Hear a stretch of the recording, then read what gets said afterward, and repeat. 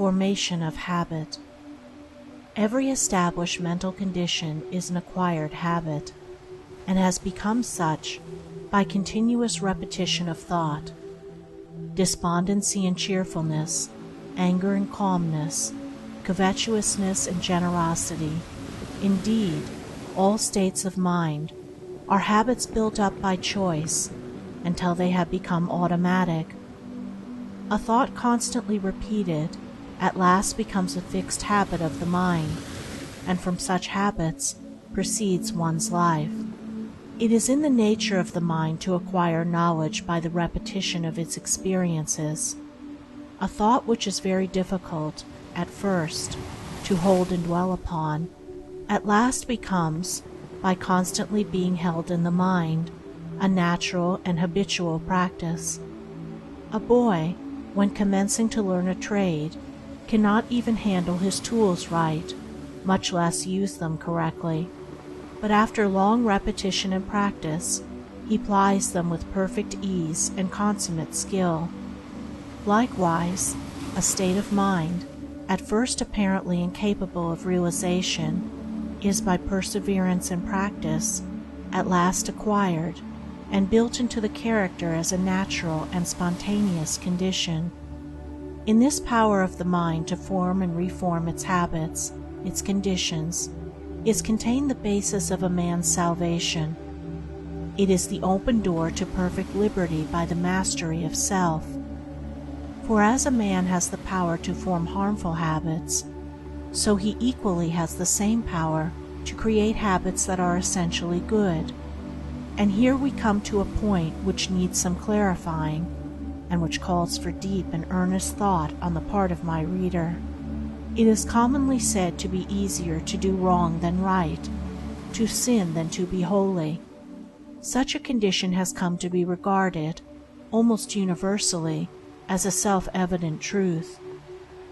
No less a teacher than the Buddha has said, "Bad deeds and deeds hurtful to ourselves are easy to do. What is beneficial and good, that is very difficult to do." And with regards to humanity generally, this is true, but it is only true as a passing experience, a fleeting factor in human evolution. It is not a fixed condition of things. It is not the nature of an eternal truth. It is easier for men to do wrong than right, because of the prevalence of ignorance, because the true nature of things and the essence and meaning of life are not understood. When a child is learning to write, it is extremely easy to hold the pen wrongly and to form his letters incorrectly, but it is painfully difficult to hold the pen and to write properly. This is because of the child's ignorance of the art of writing, which can only be dispelled by persistent effort and practice, until at last it becomes natural and easy to hold the pen correctly, and difficult, as well as altogether unnecessary, to do the wrong thing. It is the same in the vital things of mind and life. To think and do rightly requires much practice and renewed effort, but the time comes at last when it becomes habitual and easy to think and do rightly, and difficult, as it is then seen to be altogether unnecessary, to do that which is wrong. Just as an artisan becomes, by practice, accomplished in his craft, so you can become, by practice, accomplished in goodness. It is entirely a matter of forming new habits of thought, and he to whom right thoughts have become easy and natural, and wrong thoughts and acts difficult to do, has attained to the highest virtue, to pure spiritual knowledge. It is easy and natural for men to sin, because they have formed by incessant repetition harmful and unenlightened habits of thought.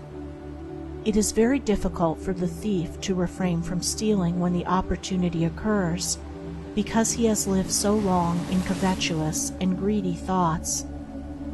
But such difficulty does not exist for the honest man who has lived so long with upright and honest thoughts.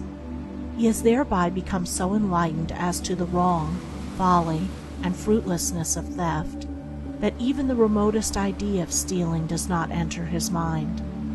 The sin of theft is a very extreme one, and I have introduced it in order to more clearly illustrate the force and formation of habit. But all sins and virtues are formed in the same way. Anger and impatience are natural and easy to thousands of people because they are constantly repeating anger and impatient thoughts and acts. And with each repetition, the habit is more firmly established and more deeply rooted. Calmness and patience can become habitual in the same way, by first grasping through effort a calm and patient thought, and then continuously thinking it and living in it until use becomes second nature, and anger and impatience pass away forever. It is in this manner that every wrong thought may be expelled from the mind, that every untrue act may be destroyed, and that every sin may be overcome.